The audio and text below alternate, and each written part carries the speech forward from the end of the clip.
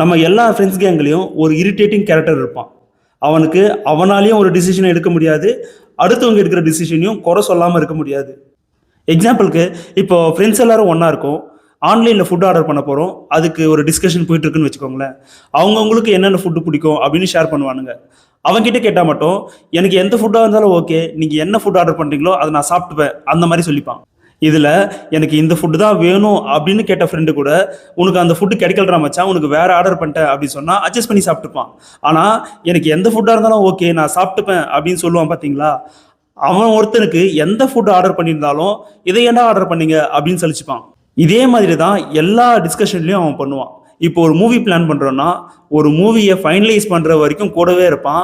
Once எல்லாரும் choose பண்ணி ஒரு மூவியை ஓகே பண்ணதுக்கப்புறம் அந்த மூவி வேணாடா வேற மூவியை சூஸ் பண்ணுங்க அப்படின்னு சொல்லுவான். அவனுக்கு அவனாலையும் ஒரு ஒப்பீனியனை கொடுக்க முடியாது, அடுத்தவங்களுடைய ஒப்பீனியனை அக்செப்ட் பண்ணிக்கவும் முடியாது. இந்த மாதிரியான ஒரு இரிட்டேட்டிங் கேரக்டர் உங்கள் கேங்லேயும் கண்டிப்பாக இருப்பான். அவனை டேக் பண்ணிட்டு போங்க.